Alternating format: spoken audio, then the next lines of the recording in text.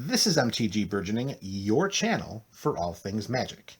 Today we are back with Sisay, Weatherlight Captain, as we talk about some of the heavy-hitting all-star cards, spells, and interactions that were experienced during a round of gameplay. Additionally, we're going to make a few revisions, very, very minimal, because the MTG Burgeoning community absolutely crushed it with making this deck.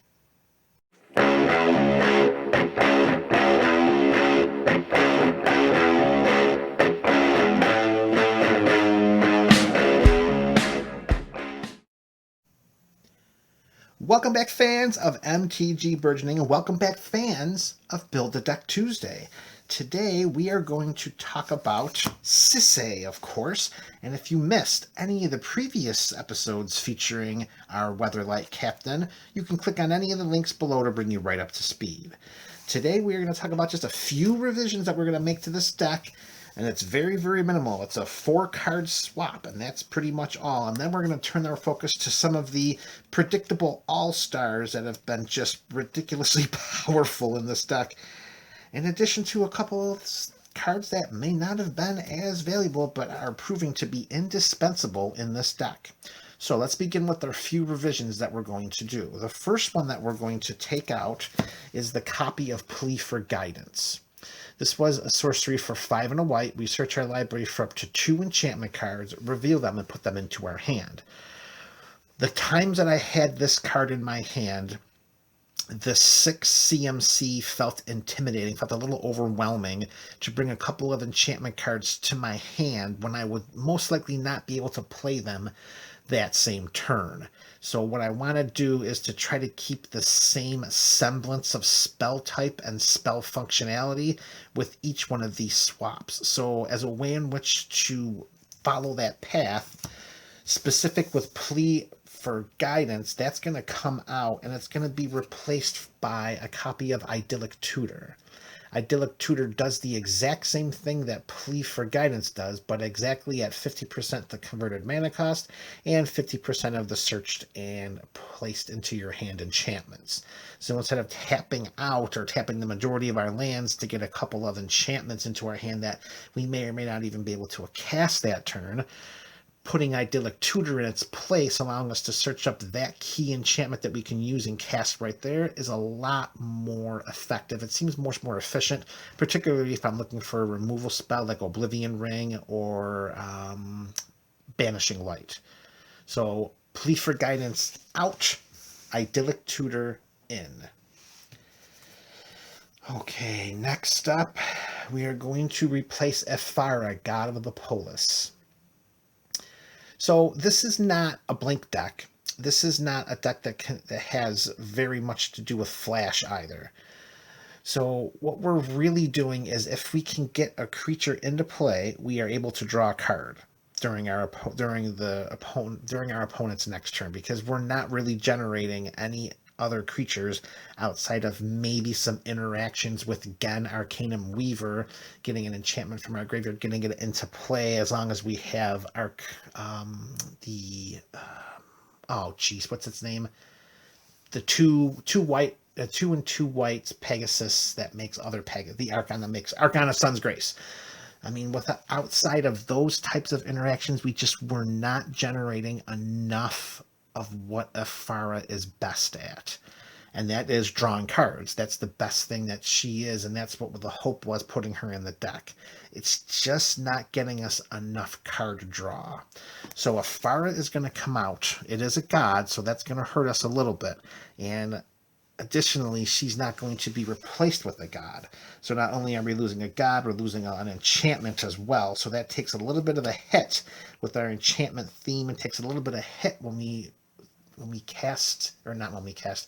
activate the Wordle Tree. From a card drawing standpoint, however, I think Ephara's replacement is going to be a lot better and a lot stronger in this deck. And Ephara is going to be replaced by Nico Eris. It's a Planeswalker, X white and 2 blue, and when Nico enters the battlefield, we create X shard tokens. Shard tokens are enchantments with tap 2, sacrifice this enchantment, scry 1, and then draw a card. It enters the battlefield with 3 loyalty counters. We can add a loyalty counter, and up to one target creature we control can't be blocked this turn. Whenever that creature deals damage this turn, return it to its owner's hand. We can take off a loyalty counter and have Nico deal 2 damage to target tapped creature for each card we've drawn this turn.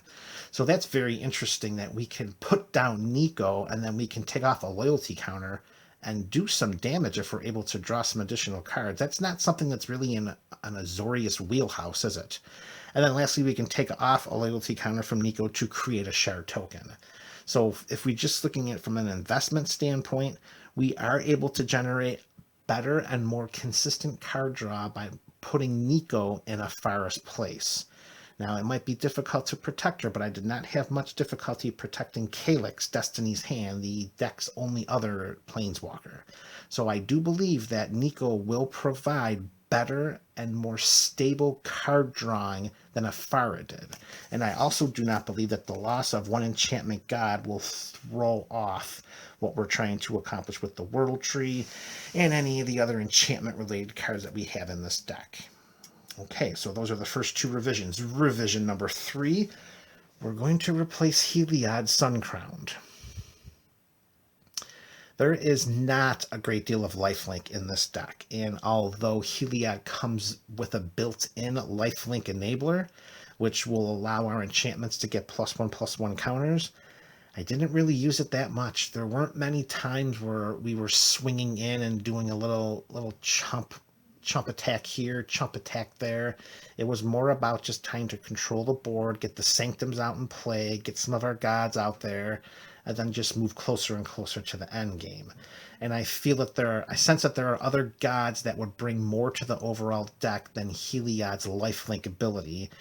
And let's be honest, if it's just putting +1/+1 counters on target creature or enchantment we control, it's only going to trigger one time if we give one creature lifelink. So we're gonna invest 1 in a white to get the lifelink to put a +1/+1 counter on one of our creatures or enchantments. In measuring up other gods that weren't already included in this deck, particularly the one that's going to take Heliod's space, I think that the replacement is going to offer a lot more efficiency, a lot more versatility in what we're trying to do. Let's get to the next god instead, and you guys can let me know in the comment section if you believe that to be a very fair trade. So with Heliod Suncrowned out, in comes Klothys, God of Destiny. 1 red and a green.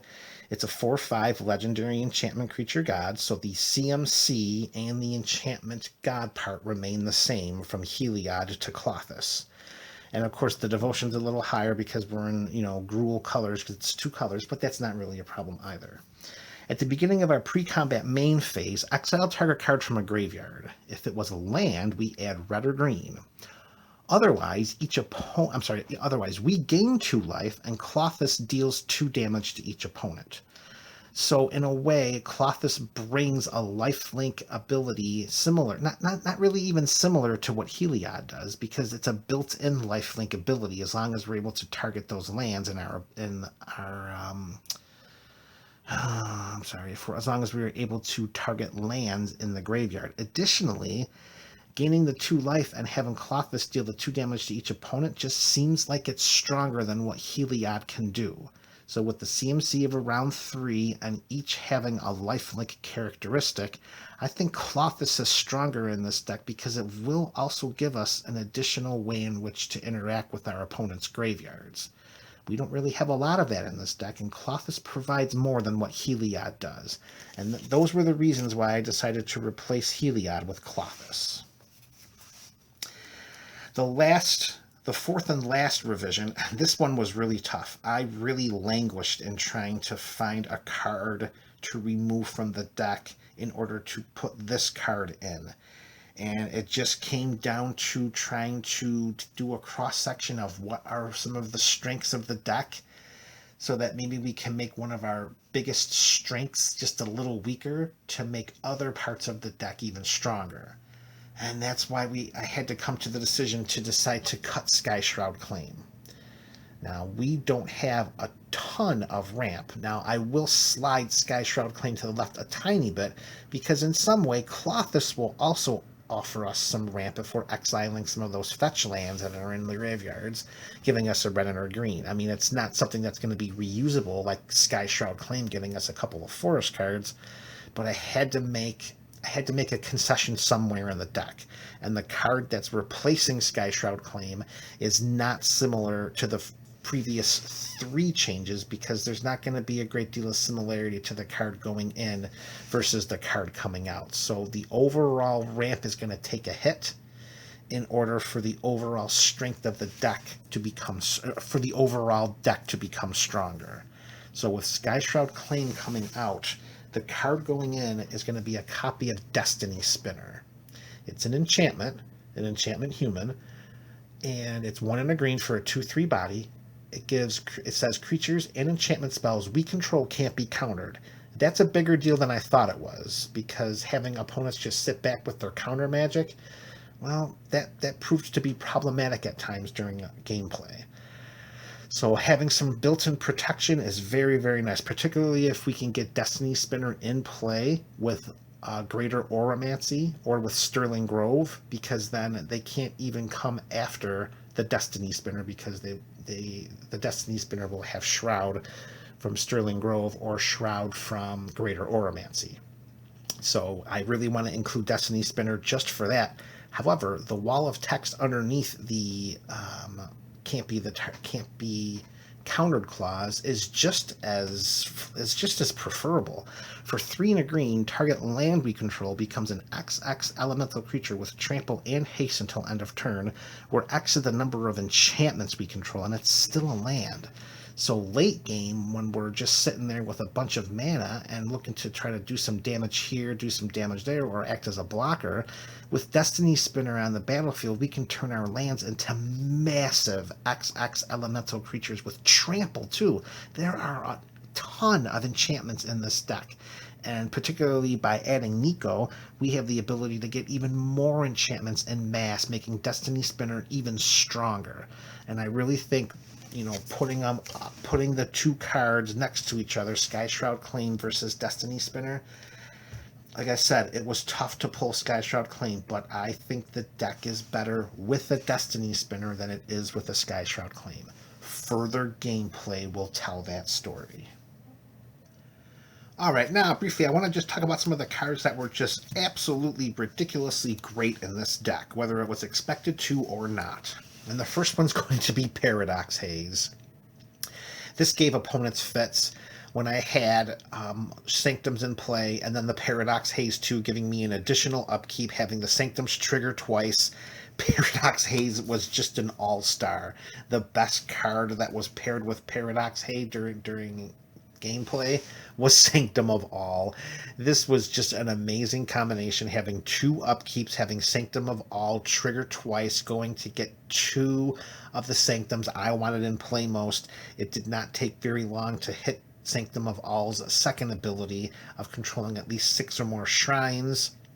And then when that happened and the shrines were triggering an additional time on top of an additional upkeep, well, it was scoop time for the opponents. So that interaction of Paradox Haze and Sanctum of All was just awesome. It was really, really awesome. Another card that I was very, very happy to include, because every time I had it, it worked out so well, was Crop Rotation. Just being able to tap a green and sacrifice a land to search our library for one of either Sarah's Sanctum, which coming down allowed so many ridiculous plays, even not during our turn. There were some times that I was able to get a Sarah's Sanctum in play, ambushing an opponent that was attacking into it. It was just great to have the Crop Rotation in there to get Sarah's Sanctum. And if Sarah's Sanctum wasn't the choice land I was looking for, then it was an end of opponent's turn Crop Rotation into the World Tree. With this land coming into play tapped, it takes a full round of turns in order to get to use its big ability at the very bottom. However, with the Crop Rotation and end of turn casting this with one of my opponents. I untapped. I was able to then tap the two white, blue, black, red, green, and activate the World Tree right then and there during my turn, and that ended up winning a game. So the crop rotation interaction with Serra's Sanctum and the World Tree was just awesome. It was just beautiful. And when the World Tree was activated, which I was able to do twice during the times that I was playing, these were the two gods that really came in and finished off the table.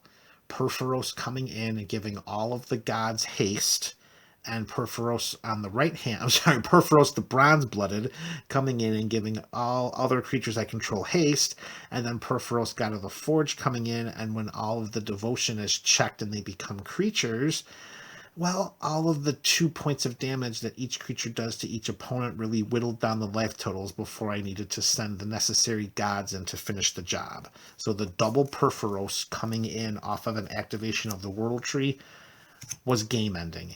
Each time that I did it, both times I did it, it was game ending. It was amazing. Those two are great. Those are like God 1 and God 2 in this deck.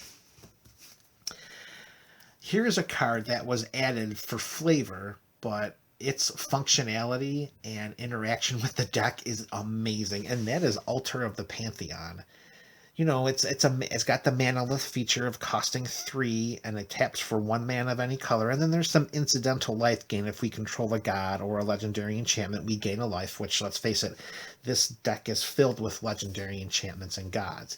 However, when our devotion to each color and each combination of colors is increased by 1, that puts our legendary enchantment god creatures online so much more quickly.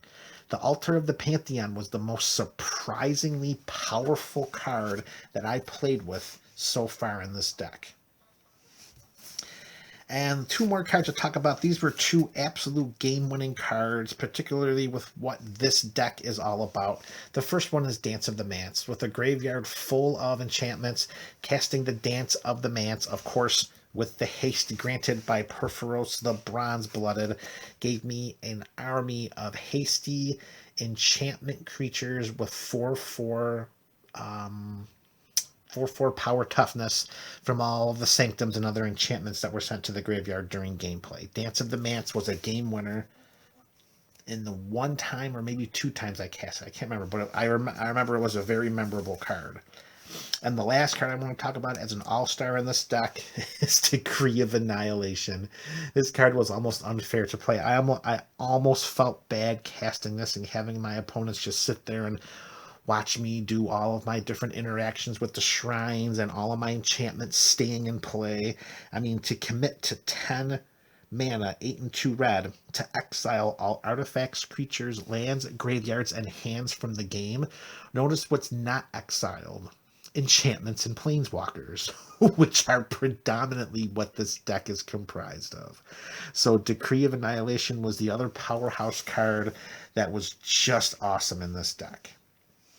And fans of MTG Burgeoning, that's going to do it. This is the Build a Deck Tuesday series. This was Sisay, Weatherlight Captain, Enchantments Matter. And boy, I have to tip my hats to the MTG Burgeoning community on this one, because this was an amazing build. Many, many moons have passed since I had an Enchantments Matter commander deck, all the way from the time of Bruna, Alabaster of Light. A different type of enchantment deck, but still an Enchantments Matter deck. Tip my hat to the MTG Burgeoning community. We did a great job building this deck. This is MTG Burgeoning, folks, your channel for all things Magic.